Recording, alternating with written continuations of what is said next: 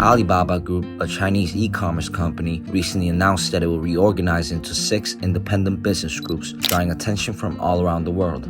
Following the announcement of the division, Alibaba's stock price also surged, reflecting the market's expectations. It's worth noting that Alibaba successfully split its business in 2010 with the spinoff of Alipay.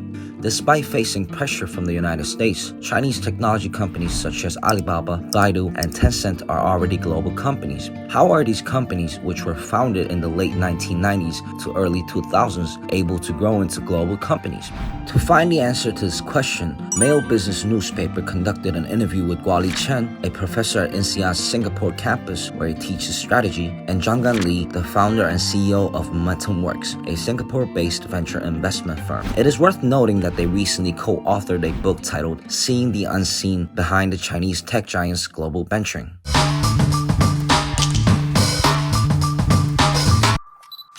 What are the reasons behind the rapid growth and success of Chinese tech companies? Professor Chen explains that macro and micro factors have interacted to enable the rapid growth and success of Chinese technology companies. From a macro point of view, people are influenced by the environment they live in. China's massive economic development over the past 20 years has created an environment in which technology companies can grow and become mega corporations. The establishment of transportation and communication networks and the widespread availability of mobile phones in China are factors that have made this possible.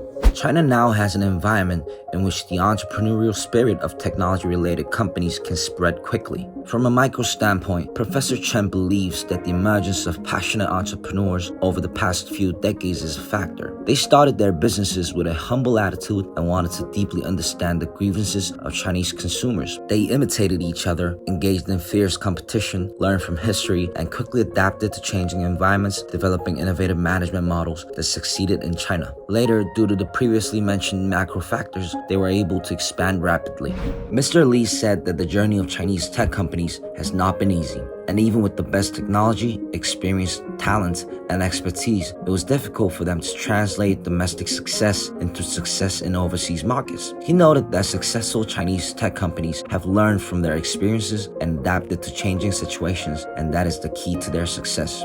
How active is the Chinese government's support for entrepreneurship, and has it contributed to the global success of Chinese technology companies?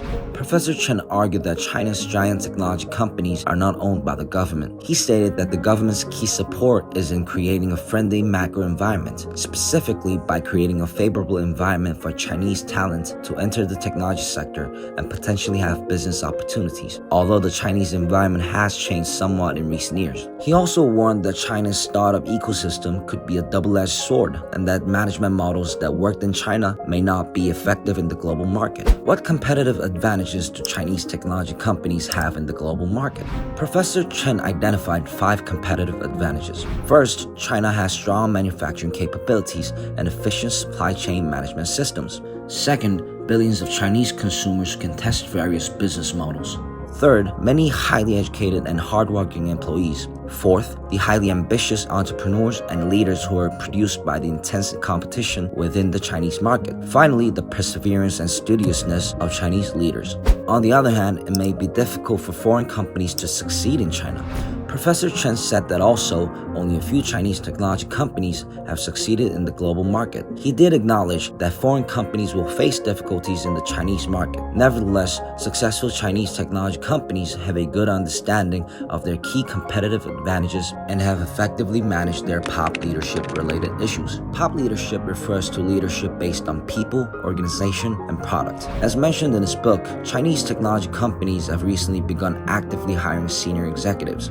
Internal executives promoted from within the company and external executives hired from the domestic and especially overseas markets face different issues. However, leaders of the Chinese tech companies have effectively solved these people-related problems. The next factor, organization, refers to how people are grouped together to achieve a common goal. Working with people you don't know is not easy, so leaders of the Chinese tech companies have developed strategies such as continuous organizational restructuring and intense internal competition to address these issues. Finally, Professor Chen talked about products. To enter foreign markets, companies must develop products that meet the needs of foreign consumers. Chinese technology companies have been successful in this regard by adjusting their products to meet the needs of foreign markets. Mr. Li stated that in a massive market like China, local competition is bound to happen, and there are investors who are willing to bet on such competition. He also mentioned that global tech companies entering the Chinese market need to make their leaders focus on said market, or else it will be difficult for them to succeed in China.